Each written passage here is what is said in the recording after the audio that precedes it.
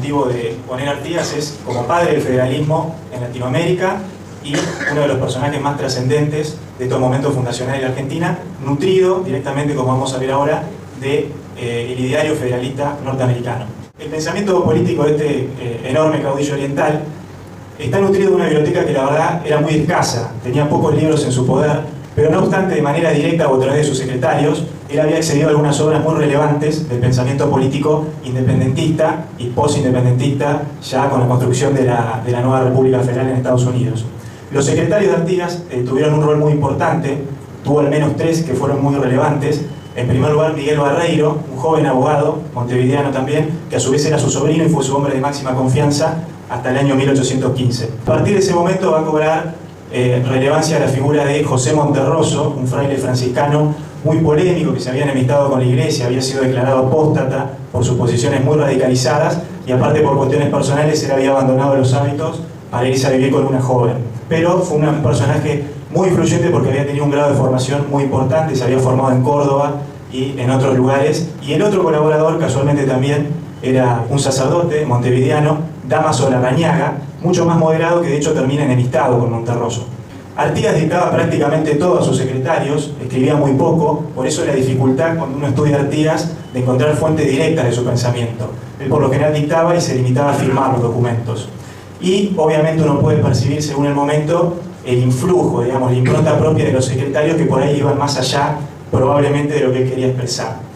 Entre esas pocas obras que llegan a manos de Artigas, hay en primer lugar dos que son del revolucionario inglés Thomas Paine, por algunos considerado uno de los padres fundadores justamente de los Estados Unidos, y esas obras son La independencia de la tierra firme y justificada, que había sido publicada en Filadelfia en 1811 y traducida al poco tiempo, es que tenía un anexo con la Constitución Federal de 1787 de los Estados Unidos y otras 4 constituciones estaduales. Y la otra obra emblemática de Paine que había llegado a manos de Artigas es quizás la más conocida de este revolucionario, que es El sentido común, ¿no? Common Sense, que era un panfleto de unas 50 páginas escrita en un lenguaje muy claro y sencillo, justamente para poder penetrar en los sectores populares.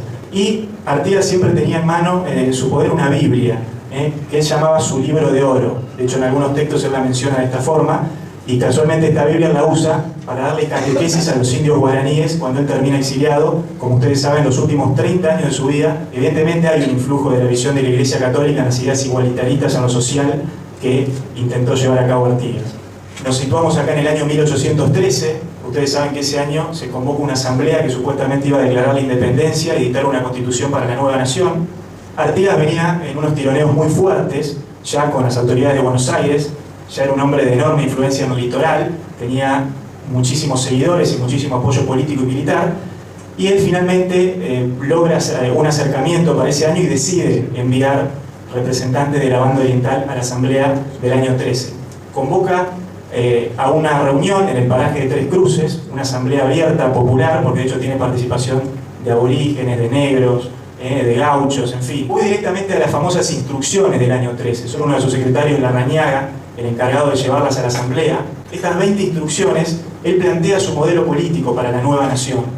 Y lo que vemos ahí es que hay como un punto intermedio en la Confederación Estadounidense de 1777, que había quedado plasmada en los artículos de Confederación, pero él también incorpora algunas mejoras de lo que fue la Constitución Federal. El artículo primero de las instrucciones era: ante todo, para lograr esto hay que declarar la independencia de España y de todo poder extranjero.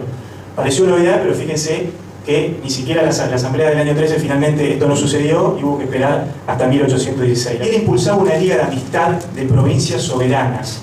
Y acá, como les digo, veo una referencia muy directa con esa unión perpetua de los Estados Unidos de América que se propone en los artículos de Confederación. Él sostenía la prioridad de los estados soberanos por sobre cualquier otra entidad política, por sobre cualquier otro poder constituido. El Supremo entenderá solamente de los negocios generales del Estado, siendo el resto peculiar el gobierno de cada provincia. Pero con mucho realismo me parece que Artigas incorpora algo fundamental de la Constitución Federal estadounidense en 1787, que es el establecimiento de un poder ejecutivo central fuerte, funcional y coercitivo. Quizás la principal falencia que tuvo la Confederación del 77, que se regía por un Congreso reunido que nunca pudo funcionar bien, y por eso quizás se llega a la institución de un sistema federal en 1787. Ahora bien, con forma republicana, Artigas detestaba la monarquía, y por eso se terminan imitando con algunos personajes como el Belgrano, ¿no? y otros defensores de la monarquía, y del centralismo despótico, ¿no?, que él lo veía representado obviamente en el poder alrededor del puerto de Buenos Aires. Un gobierno dividido en tres poderes, esto claramente en sintonía directa con la Constitución Federal de 1787 y esas estaduales que yo mencioné antes, sobre todo la de Virginia quizás, que es de avanzada en ese sentido. Decía que el Estado no puede impedir el libre ejercicio de una religión ni restringir la libertad de la palabra o de la prensa. Esto para los sectores ultraconservadores sonaba casi como una afrenta, ¿no?, en ese momento. Era identitaria, era constitutiva de esa comunidad. Y él decía que ese gobierno central debía estar necesariamente fuera de Buenos Aires, algo inaceptable obviamente por Artigas. Decía que no había balance de fuerzas posible en el marco de la Confederación Rioplatense, en tanto siguiese vigente ese exacerbado centralismo porteño en desmedro de las provincias. Esta puja entre el federalismo introducido por Artigas desde Estados Unidos y los centralistas y luego unitarios no porteños tuvo algunas características particulares que tienen que ver con la geografía, con la idiosincrasia de nuestras provincias argentinas. De alguna forma como que el federalismo encajó perfecto para justificar los antagonismos provinciales respecto al poder de Buenos Aires, ¿no? Es una ideología que fue rápidamente adoptada por la mayoría de los caudillos y que tuvo fuerte arraigo popular, marcado a fuego por la religiosidad de los conquistadores españoles y portugueses, ¿no? Ese modelo norteamericano de libertad religiosa en plenitud no era compatible con la tradición española y portuguesa, evidentemente. El tema del libre comercio de los puertos de la Confederación, esto hay una clara también sintonía con la Constitución Federal de 1787, ¿no?, en materia de cobro de impuestos, que era la forma primordial que tenía Buenos Aires de concentrar poder, y que Buenos Aires no fuese sede del gobierno central, algo que era tomado directamente como un insulto por Buenos Aires. Artigas rompe definitivamente relaciones con Buenos Aires después de la asamblea, después de ser ninguneados sus enviados. Va a lograr crear la Liga de los Pueblos Libres, que lo nombran protector, compuesta por Entre Ríos, Corrientes, Misiones, Santa Fe, obviamente la Banda Oriental y parte de Córdoba. Él va a poder de alguna forma implementar esa suerte de confederación que soñaba, aunque no pudo durar mucho en el tiempo ni mucho menos se pudo extender al resto del ex virreinato del Río de la Plata. La decadencia final de Artigas se va a precipitar cuando lo traiciona Francisco Ramírez, su subalterno entrerriano, después de la batalla de Cepeda, y ahí Artigas ya queda encerrado en una batalla imposible a dos frentes con los invasores portugueses, que el directorio nunca quiso prestarle apoyo a Artigas para repeler desde el norte, y con sus ex aliados enfrentándolo. Ya en 1820 tiene que partir a este largo exilio de 30 años en Paraguay, donde va a morir el 23 de septiembre de 1850.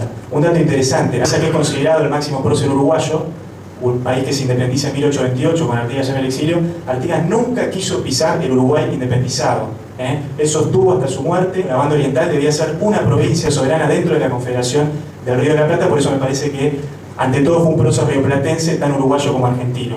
Y respecto al legado de Artigas, cierro con esto, una de las pocas visitas que él tuvo en el exilio fue la del general unitario José María Paz, que en sus memorias póstumas publicadas en 1892, él relata las conversaciones que tuvo con Artigas ya muy anciano. De hecho lo describe, me encontré con alguien muy anciano, muy débil, abatido, ya en el final de su vida.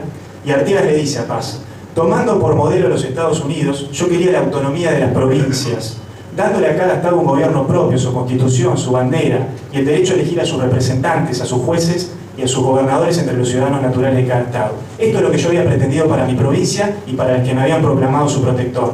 Hacerlo así habría sido darle a cada uno lo suyo, erigiendo al mismo tiempo un monumento a la diosa libertad en el corazón de todos. Esa era la visión del federalismo que tenía Artigas en el año 1813, 1815, cuando él fue protagonista, ¿no?, de la política en esta región. Pero los Pueyrredones y sus acólitos querían hacer de Buenos Aires una nueva Roma imperial, mandando sus procónsules a gobernar las provincias militarmente y despojarlas de toda representación política, como lo hicieron rechazando los diputados al Congreso, y los pueblos de la Banda Oriental habían nombrado y poniendo un precio a mi cabeza. Ahí se refiere a Zarratea, que directamente conspira para asesinarlo, intentando sobornar a algunos de sus allegados.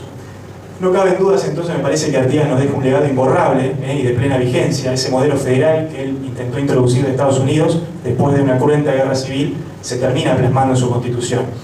Lamentablemente a la larga creo que el centralismo porteño en la práctica se terminó imponiendo, ¿no?, llegando hoy a límites insospechados de la dependencia de las provincias con respecto a ese poder central, ¿no?, que Artigas tanto quería limitar y tanto quería poner las provincias por encima de él.